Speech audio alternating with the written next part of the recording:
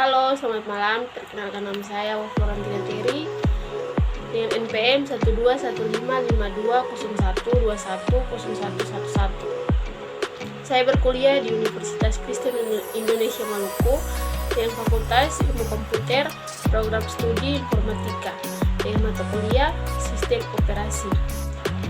Ya, kita masuk yang pertama A, fungsi dasar sistem operasi. Fungsi utama dari sistem operasi adalah menjalankan operasi dasar pada komputer. Sistem ini dinilai sebagai komponen vital yang mendasari kerja perangkat lunak atau software lainnya. Yang kedua B, tujuan adanya sistem operasi. Sistem operasi sendiri mempunyai fungsi dan tujuan, yaitu kenyamanan atau kemudahan, lebih efisien, dan juga kemampuan untuk berfungsi.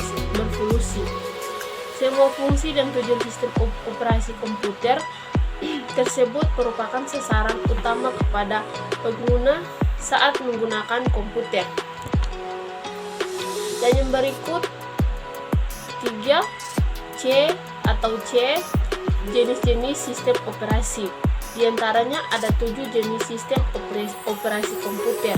Yang pertama, Windows. Windows merupakan sistem operasi komputer yang memiliki cukup banyak pengguna. Dan yang kedua, MacOS. Sistem operasi komputer MacOS tak kalah populer dengan Windows.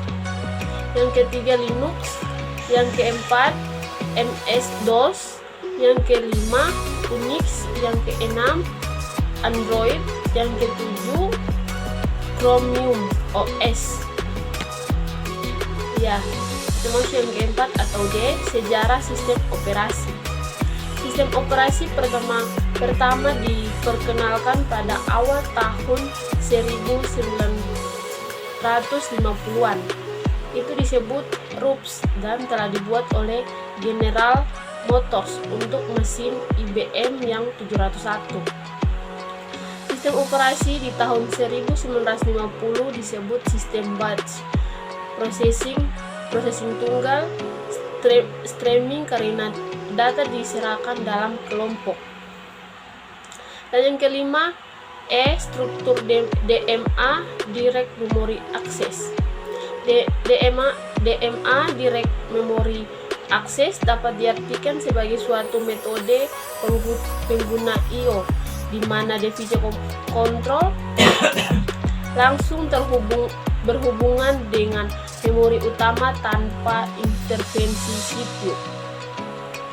Di mana DMA atau Direct Memory Access ialah sebuah prosesor khusus, special purpose prosesor yang berguna untuk menghindari pembebanan CPU utama oleh program I/O.